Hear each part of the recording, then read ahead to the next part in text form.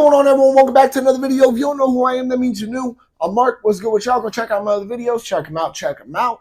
But first, stay on this one. So I thought this was going to be, a neat little video idea, and it gives me a chance quickly to show off something to y'all, so that way you can see there are some good options.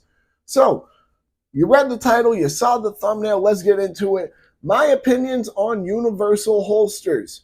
So, some people who are new to guns, you probably just by the name can gather what it means. But if you can't, a universal holster, for example, is something like this, right? What makes this a universal holster is that it can fit a ton of different guns in there. Smith & Wesson SD9 VE.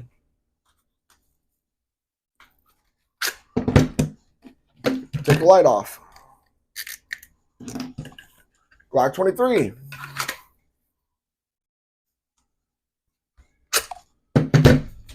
PSA dagger. That one's a little loose, but I think that it might also be because there's a 33 round mag in there. Taurus G2C. You see what I mean? So, universal holsters, as you can clearly see, are made for a variety of guns. I believe this one in particular, it's advertised. Let me specify that. It's advertised as capable of holding 300 different types of semi-auto guns, which I'll be honest, it also came with an extra attachment for like the micro guns. Like, for example, we're talking like the LCP Max, something that small you could carry in this as well. So, I mean, that is a possibility. So, I do want to point out what my overall opinions are and why. And should you get a universal holster or not? Now, keep in mind, guys, I do want to say that it is entirely up to you. You guys are all grown individuals. You guys have your own money. I'm not here to tell you what to do with your money. I'm just here to give suggestions. So let's get right into it. What supposedly will make something like, for example, my G2C holster, better than a universal holster, for example, would be, in my opinion, just the fact that it is molded strictly for that gun. Now, does that mean that universal holsters are not good or they could be unsafe? No, not necessarily. So, a problem with universal holsters, like you'll see right here, so the SD9 VE in here, is that it doesn't fully cover the trigger guard. You can see just a tiny bit in there of the trigger guard. I can actually get my ring finger in there if I press up a tiny bit on the holster. Now, is that the worst thing in the world? No, not the worst. It's not the best either. It is something that you should try to look for to make sure that it's covered. However, with certain guns, I do believe it won't be the biggest deal. Guns with heavier triggers, for example, the SD9 VE, I believe is a fair exception to the fact that it might be pretty okay there. Double action guns, well, not double action guns because that would include revolvers. Double action semi-auto handguns. Would probably be pretty good for, universal holsters, something along those lines. But there are different kinds of universal holsters, obviously, just like there are different kinds of regular holsters that are designed for each individual gun. So let's get into it. Some people, when they get universal holsters, they're looking at like leather or some sort of softer, more bendable material. And I believe that is one of the issues that, people often, or one of the mistakes that people often make, where it leads into a couple of very common issues. One of the issues that is really extreme, but you don't want to happen at all, is a negligent discharge. And you definitely don't want that because your holster is not sturdy enough.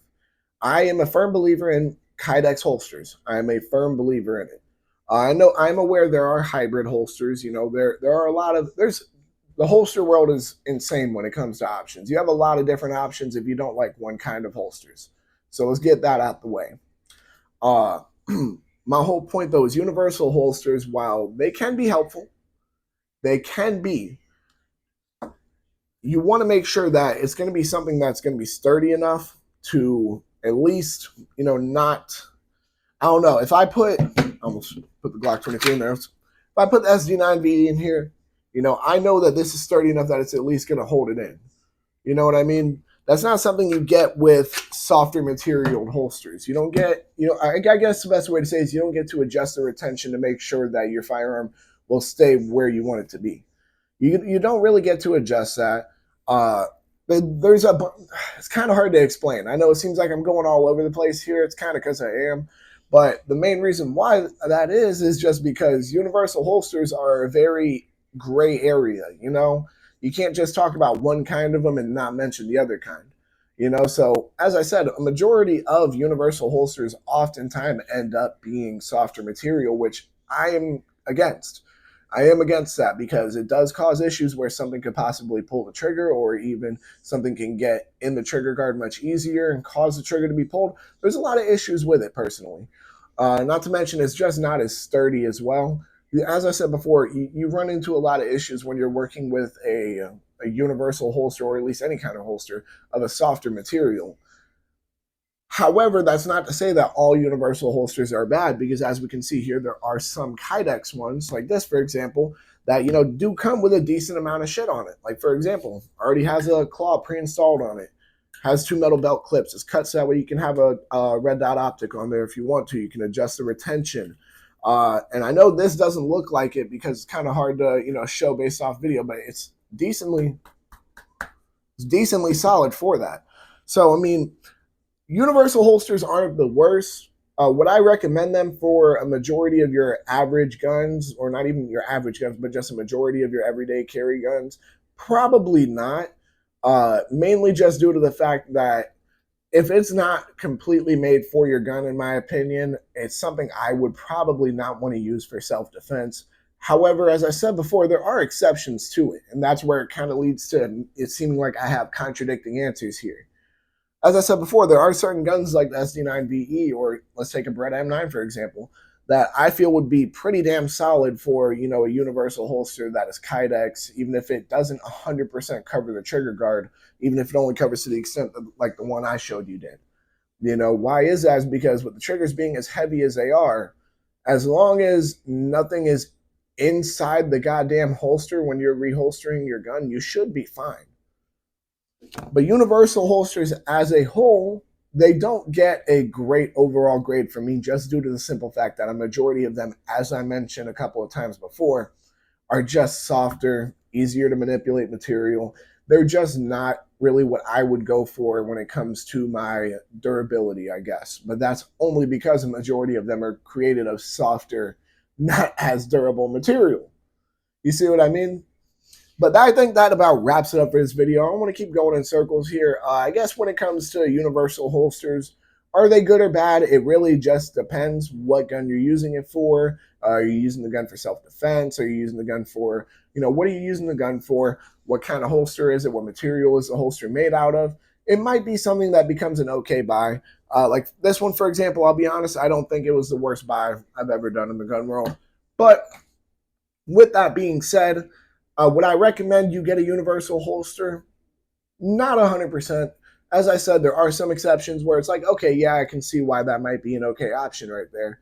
Would I go out of my way to recommend it if it's just, you know, your average person saying, hey, I should just get this universal holster? Probably not. You know, in my opinion, it would it would be much better if you guys got a holster specifically designed for your gun. And I don't mean it's like, oh yeah, it has to be designed for this specific, you know, model and serial number. No, it just needs to be designed for the goddamn model of your gun. Taurus G2C. This is another G2C one. Glock.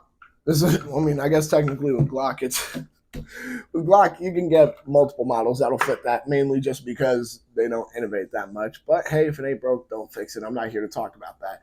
As I said before, I'm going in circles. Overall, universal holsters are not the worst. They're not the best. I would not recommend them if you were specifically trying to find a holster just for your carry gun, nothing else. If that's the case, just get a holster specifically designed for the model of gun that you have. With that being said, y'all make sure to like, comment, subscribe, share, hit that bell. When you hit that bell, hit all. And if you agree with me, even if you don't, honestly, if you don't, I have a couple of other videos about holsters that you should check out. But especially if you do agree with me, while universal holsters, they're not the worst in the world, they're definitely not the best, considering a majority of them are softer material. If you can find one that's a harder material that, you know, can pretty much cover the trigger guard and do a good job and be sturdy enough, yeah, I mean, I guess it can be okay. But would you, you know, how about this? Comment down below. Would you guys use a universal holster? Comment down below why or why not.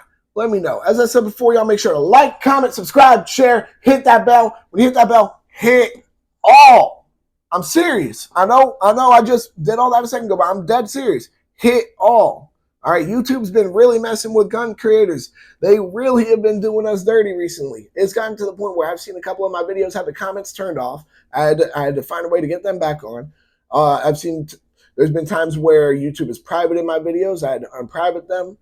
Make sure that you hit all once you are subscribed. If you're already subscribed, make sure that they didn't screw you over and unsubscribe you, because honestly, I wouldn't put it past YouTube. With that being said, y'all make sure to stay legal, stay safe, stay dangerous. Have a good one, y'all. Peace.